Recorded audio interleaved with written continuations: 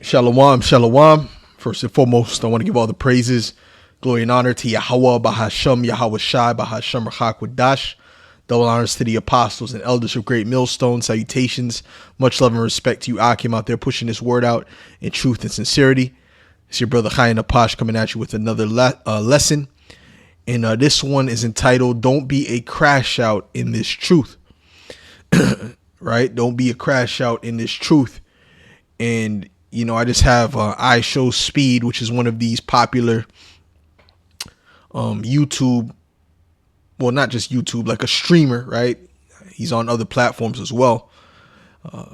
He's a streamer, and the streaming culture is for you to get views and clicks, you got to crash out, right? And I'm going to show you the definition of crash out in the Urban Dictionary. And this is what Jake is doing, and people in general are doing around the world right now. They're crashing out on a very high level, you know.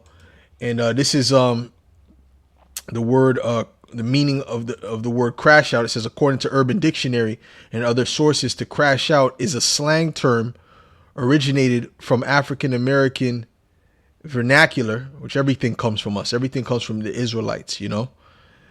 English that means to lose emotional control, become overwhelmed, and act impulsively or recklessly. And that's what Jake does. Okay, they lose control and they go ahead and they act recklessly and emotion, and they lose and they do things that are not logical, okay, because of, you know, stress and different things like that. And a lot of times, you know, the reason why Jake crashes out so much in the hood and things of that nature is because of the stress of living in the hood, stress of being, you know, in poverty and being in those environments, being grown up by and raised by a single mother. All these different things, you know, it causes stress and cortisol buildup. And, you know, when Jake gets into an altercation, what he does is he unleashes all of that stress on that individual, right? A good example of that is what recently happened with Rampage Jackson's son, Raja Jackson. He unleashed that anger on that Edomite, you know, and he beat him so bad he knocked out most of his teeth, you know. He had multiple concussions, you know, and that was from a small incident, but it was beyond that incident. It was really all the buildup of the stress, and you can see the stress that was in him from before when you look at his face, you know. Type this guy's name in, Raja Jackson, right? You know, so how he beat this Edomite, you know, was all pent up stress. You know, he lost his mother at a young age, so on and so forth. But that does not give you, the right to lose control and commit a crime, right? Because according to the law, there's no clause in the law that says, I'm talking about the laws of Moses, that says if you commit murder, assault, or anything like that, that you're, you know, it all depends on, you know, what your emotional state was, what you were going through that day. It doesn't matter. It does not matter. Okay, this is Ephesians 4 and verse 26. It says, be ye angry and sin not. Let not the sun go down upon your wrath. So the scripture says you can be angry, but you're not supposed to sin, and you're not supposed to allow the sun to go down on your wrath, meaning you're not supposed to be building up, holding pent in anger. And that's what Jake does. They'll have an issue with an individual, right? And they won't speak on the issue. They won't try to resolve the issue, and they'll hold that grudge. And while they're holding that grudge, it's not just staying at the same level. All it's doing is growing inside of them, right? So then when they unleash it, it becomes wrath, right? Which something that could have been solved by, maybe a fight turns into, when I see this guy, I'm gonna pull out the blicky, you know what I'm saying? The uop and do what I have to do. You understand what I'm saying? Neither give place, this is verse 27, neither give place to the devil. And what happens is Satan uses that to infiltrate your mind. He uses those grudges. He uses that anger, right, to infiltrate your mind, to get you to crash out, you know. And these people of the world, it's easy work for Satan because they don't have the wisdom and knowledge of this truth. But you have the wisdom and knowledge of this truth. So when you get into those positions, the first thing you should do is you should pause any situation you get into, that's dealing with you being angry, whether someone cuts you off in traffic or whatever the case may be. There's always people out here to test our nerves, especially being in this truth. Now, what you do is you pause. Whenever you get into those situations, you pause, you assess what's really going on in the spirit. Okay, yeah, these are demons that are messing with me. Okay. This is Satan that wants me to lose it so I can get into a bad situation. So you have to always pause and assess the situation and also weigh the pros and cons of that situation.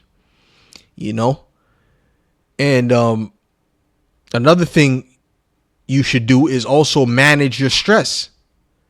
Manage your stress. Find ways to manage and mitigate your stress. Building up stress is not good. That leads to health problems. Brothers trying to solve their health problems, but if your stress problem is not solved, your health problem is going to be hard to solve as well. So you have to find ways to mitigate the stress.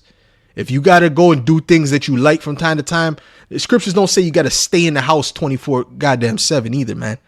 Right? You got to start.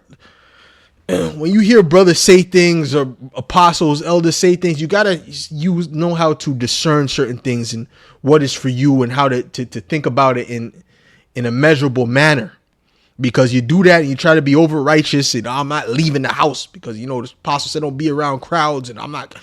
And you do that, and then you might be an individual that may need to release some stress by doing something. You know what I mean? I don't know what it may be, whatever I don't know. I did archery before. We've done, some brothers go do archery, with the bow and arrows, in those places they teach you how to do bow and arrows, whatever the case may be.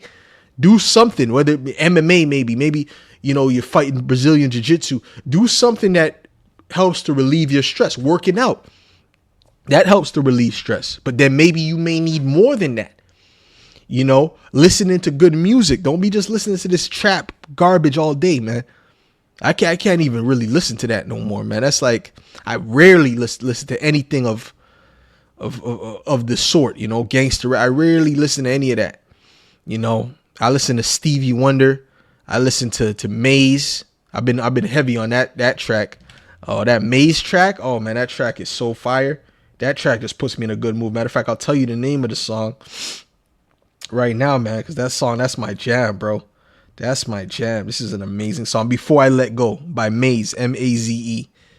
Right? Before I Let Go. That's a fire track. Fire. Okay? But anyways, you listen to certain things like that, some classical music. Okay? Maybe you like to play video games. I don't know. Do something that you like from time to time within measure. Everything has to be done within balance and measure. You don't overindulge in any of these things. You see, but that's something that you have to deal with yourself. But this is also going to manage the stress so that you're less aggravated. Because, bro, as men of the Lord, the scriptures speak about how King David, let me see that, was chafe in the spirit. Men of the Lord are chafe. We are very aggravated, man. Very grumpy, if you will. Yo, I'm a bro. When people know me, they know me like, I could be, not the brothers. The brothers don't know me for being like that, really. I don't believe they know me for being, because I'm not really, I mitigate that with the brothers, but people in the world, man, I guarantee they look at me as like a lot of them look at me as a grumpy individual, because I don't be smiling. I have a serious look on my face. Even a lot of times they'll make a joke, I won't even laugh. I'll just give them a stone cold face. It's just sometimes that's just what it is. And it's not that I can't do it. Chafe. How do you say it's chafe, man? Man, it's these words, man. Chafe in the spirit. Anyways, it's not that I can't, because brothers say that I have a good way with words when I speak to people, in the world, but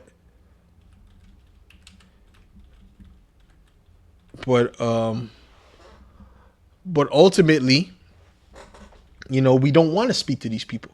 We're misanthropes. Uh, thy father, excuse me, Salaki. I'm just trying to find the right wording to find this scripture, man.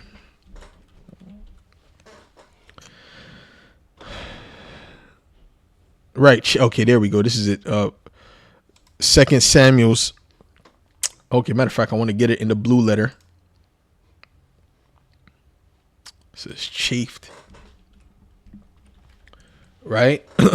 We're misanthropes, which I learned that word from Elder Apostle Gabar years ago.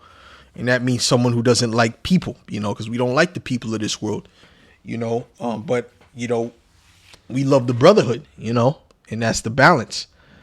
Okay, so let me read this. It says, and Hushai said unto Absalom, the counsel that Ahithophel hath given is not good at this time. For said Hushai, thou knowest thy father and his men, that they be mighty men, and they be chafed in their minds, as a bear robbed of her whelps in the field. And thy father is a man of war, and will not lodge with the people. Right? So it says that King David was chafe in the spirit. Right? Let's look up this word chafe. Mar, look at that. Bitter.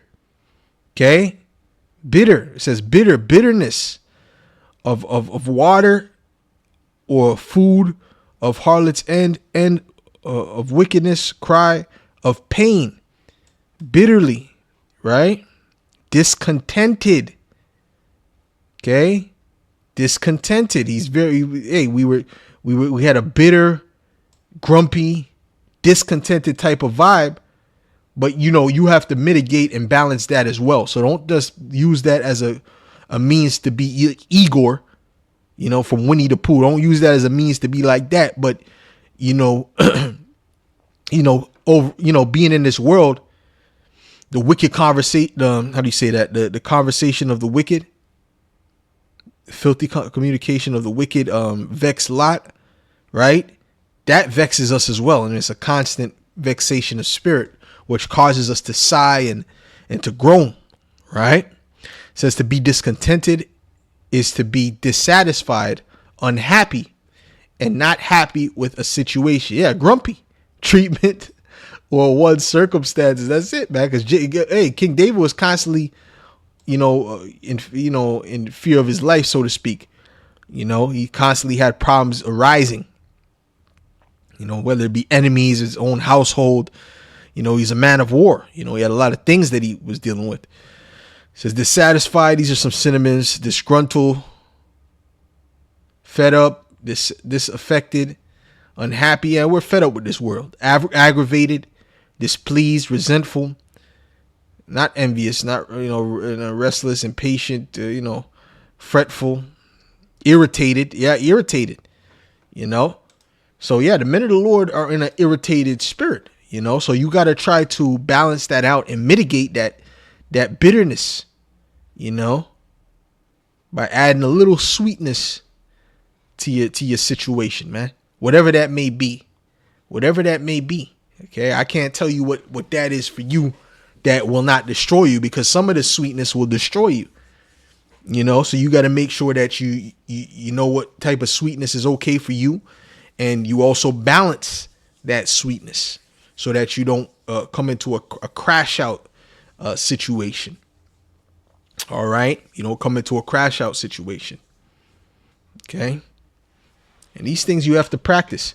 So anyways, Salakia, let's go to Proverbs 12 and 16. It says, a fool's wrath is presently known, but a prudent man covers shame. Yeah, a prudent man knows how to control his anger. It's okay to be angry, but you have to control your anger. Okay? There's things in this world that's guaranteed to get you upset, but you have to control it. Okay? You have to be able to control it, and you shouldn't be getting easily upset. Okay? See, that's a problem. Sometimes you got to pray to that the Lord don't give you, to take away the angry, constant anger from you, because constant anger can lead to a crash out moment, which can lead to, a very serious situation that can last for a long time. Like this guy, Raja, we don't know what's going to happen to him. We don't know if this guy's going to go to jail for 3 years, 4 years for one incident. And plus his UFC career is finished that he was trying to build. His streaming career is probably finished. People ain't effing with him off of one incident, bro.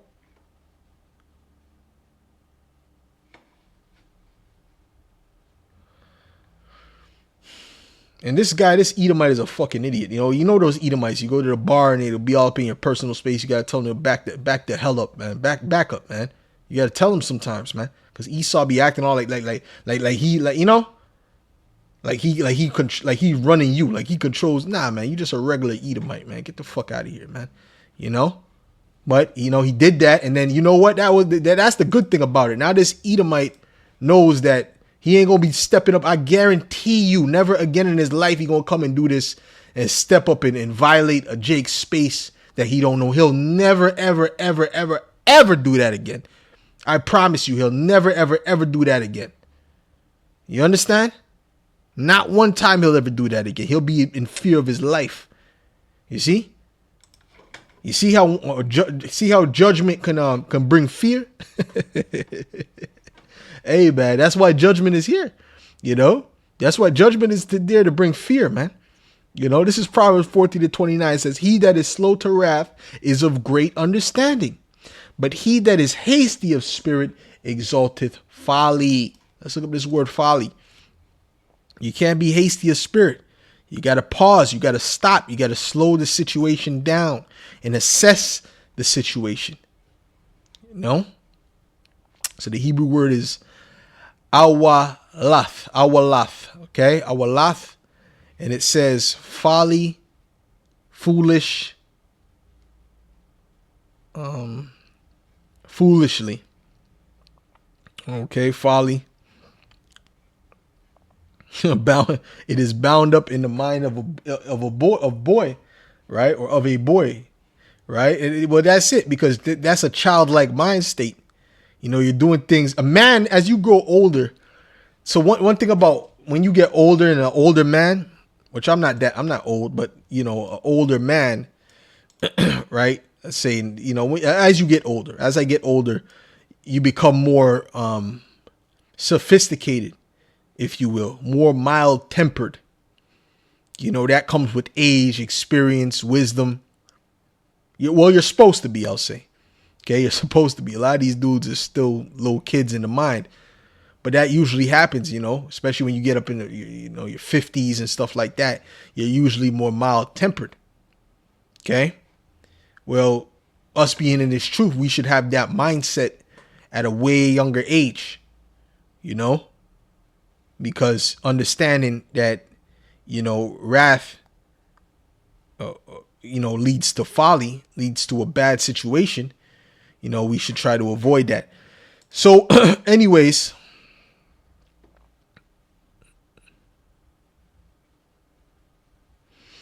yeah. So with that, that's all I really wanted to say, concerning crashing out. You can't be a crash out in this truth. Lord willing, this was edifying to the elect, and I'll say shalom.